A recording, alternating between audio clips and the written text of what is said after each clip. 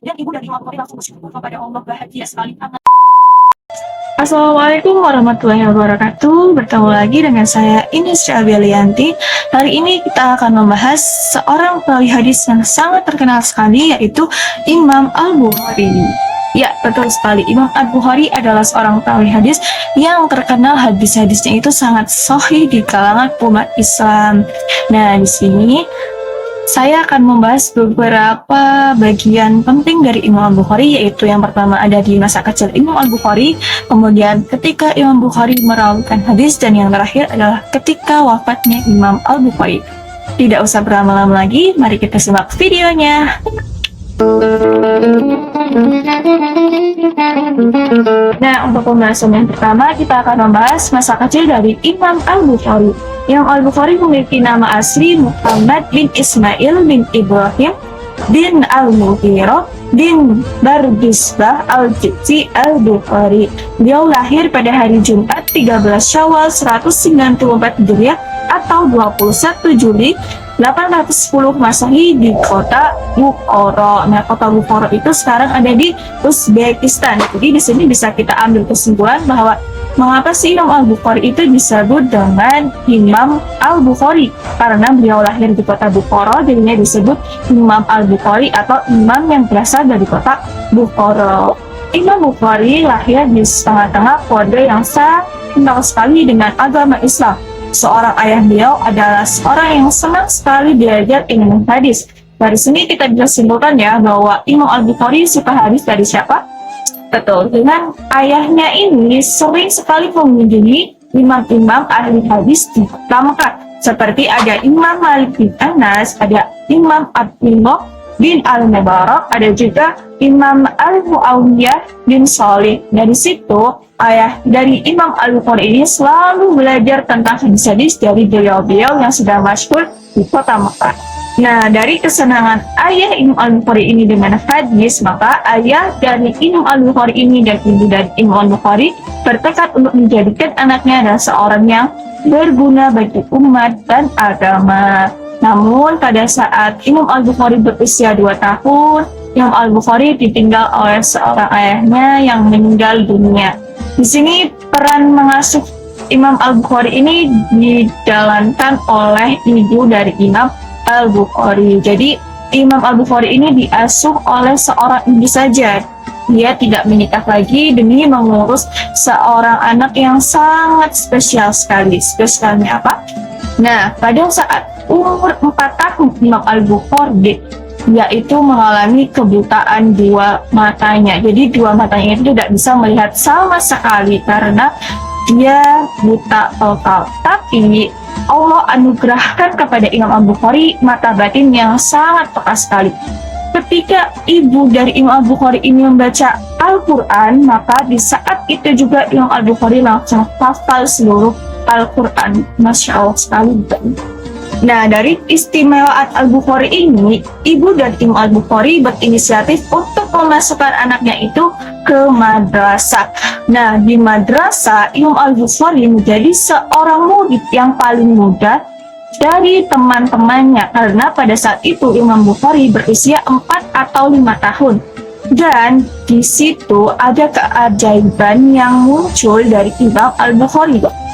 Nah, keajaiban itu di saat seorang guru dan Imam Al-Bukhari ini membacakan surat Al-Qaf ayat 1-45 di depan semua murid-muridnya, dan dari guru tersebut itu iseng nanya ini, nah tadi ibu sudah membacakan surat Al-Qaf ayat 1-45, kira-kira ada yang sudah hafal atau belum? Nah, kalau misalkan tinggal kita ayat 1-45 pasti membutuhkan waktu untuk menghafalnya. Tapi tidak dengan Imam Al-Bukhari. Imam Al-Bukhari langsung hafal dari ayat 1-45. Di situ Imam Al-Bukhari langsung mengacungkan tangan dan bilang, saya sudah hafal ibu dari kepala dan hati saya. Seperti itu guys. Dan yang membuat terkejut lagi seorang guru, karena dalam setiap pembelajaran tidak ada yang pernah mengacungkan tangan seperti Imam Al-Bukhari yang lakukan. Nah, dari situ guru dari Imam Al-Bukhari meminta Al-Bukhari untuk maju ke depan untuk membacakan surat Al-Qaf ayat 1-45. Dan Masya Allahnya kembali, Imam Al-Bukhari lancar dari ayat 1 sampai 45, begitu juga dengan bacaan tajwidnya, semuanya benar. Coba bayangin umur 4 sampai 5 tahun bisa hafal dengan secepat kilat itu yang hanya dimiliki oleh Imam Al-Bukhari. Di situ guru dari Imam Al-Bukhari berkata, "Nak, kamu harus bisa belajar hadis juga, tidak hanya belajar Al-Quran." Akhirnya Imam Al-Bukhari pulang menemui ibunya. Nah, sesampainya di rumah, Imam Al-Bukhari langsung memeluk ibunya. "Ibu, aku ingin sekali belajar hadis, tidak hanya belajar Al-Quran saja. Tadi di madrasah saya sudah bisa menghafal surat Al-Qaf ayat 1 sampai 45. Di sini ibunya sangat terasa ragu karena anaknya ini, mohon maaf ya, mengalami kebutaan. Apakah dia tidak akan bingung jika belajar Al-Quran dan hadis sekaligus? Di situ ibu dari Imam Al-Bukhari ini berkata, "Nantilah saja dulu nak, belajar Al-Quran saja dulu, kemudian nanti kamu boleh belajar hadis." Tapi Imam Al-Bukhari tidak ingin seperti itu. Imam Al-Bukhari berkata, "Tidak ibu, aku ingin belajar Al-Quran dan hadis secara bersamaan." Lalu di saat itu Imam Al-Bukhari langsung masuk ke kamar, langsung mengulang bacaan surat Al-Qaf yang tadi dibacakan oleh gurunya di madrasah. Dari kejadian itu, ibu dari Imam Al-Bukhari langsung meminta kepada Allah agar anaknya itu diberi kemudahan dalam mempelajari agama Islam. Tahu gak apa yang didoakan oleh ibu Imam Al-Bukhari untuk Imam Al-Bukhari? Nah, Ibu Al-Bukhari ini berdoa menggunakan salah satu nama dari Asmaul Husna. Asmaul Husna ada berapa? Ya, ada 99 nama. Dan di situ Imam Al-Bukhari mengambil nama Al-Basir. Al-Basir itu artinya apa? Artinya maha melihat. Kan tadi Imam Bukhari itu tidak bisa melihat. Makanya Imam Al-Bukhari ini mengambil nama Al-Basir untuk meminta kepada Allah agar penglihatan Imam Al-Bukhari ini dikembalikan kembali. Dari doa dari ibu Imam Al-Bukhari kurang lebihnya seperti ini. "Ya Allah, ya Tuhanku, ya Allah, ya Basir yang maha melihat, yang kuasanya di atas segalanya, mohon kembalikanlah penglihatan anakku yang ingin belajar tentang agamamu." Seperti itu guys. Dan di saat itu pula Imam Al-Bukhari sedang mengulang bacaan Al-Qaf tadi kan ayat 1 sampai 45, dan Imam Al-Bukhari ketika berhenti di ayat 22 yang berarti, "Sungguh kami dahulu lalai tentang peristiwa ini, maka kami singkapkan tutup matamu sehingga penglihatanmu pada hari ini sangat tajam." Dari doa Ibu Al-Bukhari itu langsung dikabulkan oleh Allah Subhanahu wa Ta'ala. Tepat pada saat Imam Al-Bukhari membaca ayat 22 ayat Al-Qaf, kedua matanya menjadi jelas kembali, dan Imam Al-Bukhari bisa melihat dengan jelas dengan kedua bola matanya. Lalu Imam Al-Bukhari langsung menghampiri ibunya dengan menangis bahagia, "Ibu, mataku sudah bisa melihat kembali." Lalu ibunya langsung memeluk Imam Al-Bukhari, langsung berkata, "Gimana nak, gimana maksudnya? Kamu bisa melihat dengan mata batinmu kan, bukan dengan kedua matamu?" "Tidak ibu, aku bisa melihat dengan kedua mataku dengan jelas. Ibu memakai baju warna ini kan, di samping ada benda ini kan, di samping ibu juga ada benda ini kan." Di situ Imam Al-Bukhari sangat senang sekali penglihatannya bisa melihat dengan jelas kembali, dan ibu dari Imam Al-Bukhari langsung bersyukur kepada Allah, bahagia sekali anaknya kembali bisa melihat. Dari situ Imam Al-Bukhari langsung mendalami ilmu hadis dan Al-Quran dengan lebih semangat.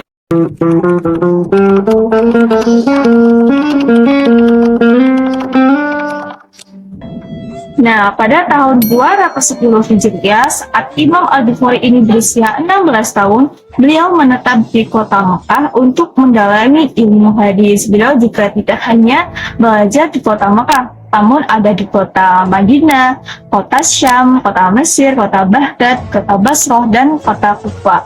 Dari semua kota ini, beliau sedikitnya belajar dari 1.000 guru. Nah, bayangkan 1000 guru ini bagaimana kadar bobot dari ilmu Al-Bukhari ini. Kita belajar dari satu guru saja, kita bisa memahami banyak sekali ilmu. Bagaimana dengan 1000 hadis? Masya Allah sekali. Nah, dalam mendalami ilmu hadis ini, seorang Imam Al-Bukhari juga tidak sembarangan dalam memilih guru. Bahkan ada di suatu peristiwa, Imam Al-Bukhari ini akan mendatangi seorang guru yang akan dia pelajari dengan ilmu hadisnya itu. Dan saat itu beliau melihat dari kejauhan seorang guru ini tengah memberi makan ayam. Biasanya kalau kita memberi makan ayam kan manggil dulu kan, pakai kata-kata kur kur atau memanggil seperti itu. Nah, di situ Imam Al-Bukhari melihat seorang guru ini memancing ayam tersebut dengan seolah-olah memberi makan. Namun saat ayam itu mendekat, bukan diberi makan, tapi ayam itu malah ditangkap oleh seorang guru tersebut. Nah, dari situ Imam Al-Bukhari langsung pulang, tidak jadi menemui guru hadis tersebut. Nah, kenapa kira-kira? Ada yang tahu? Nah, di situ kita bisa simpulkan, menurut Imam Al-Bukhari, ayam saja bisa dibohongi oleh beliau. Bagaimana dengan hadis Nabi? Maka aku akan menjadi korban pembohong selanjutnya. Betul tidak? Nah, dari suatu kejadian itu kita bisa simpulkan bahwa seteliti itu Imam Bukhari dalam memilih guru yang baik. Jadi untuk mencari hadis Nabi yang sahih, Imam Bukhari juga menyeleksi beberapa dari guru-gurunya yang memiliki tabiat-tabiat bagus, riwayat hidup yang bagus, nasab yang bagus. Jadi dari situ Imam Al-Bukhari tidak mendapatkan hadis yang abal-abal. Jadi hadis itu benar-benar sahih, benar-benar bagus, dan ajarannya tidak bertentangan dengan ajaran Islam. Setelah mendapatkan hadis tersebut, Imam Bukhari juga tidak langsung mencantumkannya dalam kitab Imam Al-Bukhari itu. Namun, Imam Al-Bukhari melalui beberapa seleksi kembali. Yang pertama dilihat dari isi hadis tersebut, apakah hadis tersebut bertentangan dengan agama atau tidak. Yang kedua dari nasab seorang yang mengatakan hadis tersebut. Jadi misalnya ada guru nih, Imam Bukhari mendapatkan hadis dari guru A. Nah, guru A itu berasal dari nasab apa? Dari mendapatkan informasi itu dari siapa saja, dan itu akan bersandar kepada Rasulullah atau tidak. Jika tidak, maka hadis itu tidak akan ditulis dalam kitab Imam Al-Bukhari. Dan yang terakhir nih, yang paling utama adalah beliau akan mandi, berwudu, dan akan sholat istikharah 2 rakaat dalam menentukan hadis ini sahih atau tidak. Jika setelah sholat istikharah Imam Bukhari ini masih merasa bimbang, maka hadis tersebut tidak akan ia cantumkan kepada kitab yang ia tulis. Tapi ketika setelah sholat istikharah ini selesai, Imam Al-Bukhari ini merasa tenang, merasa lega, maka hadis itu akan dicantumkan dalam kitab Imam Al-Bukhari.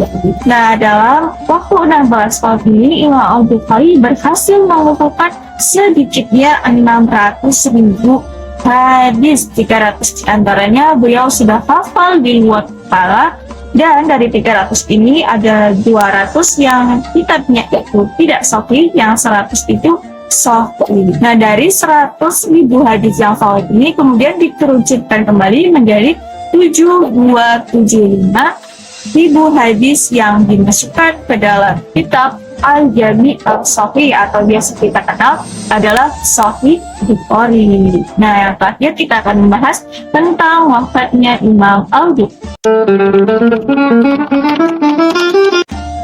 Nah, di akhir hayatnya pada usia 60 tahun, Imam Al-Bukhari ini menetap di suatu kota yang bernama Naisabur.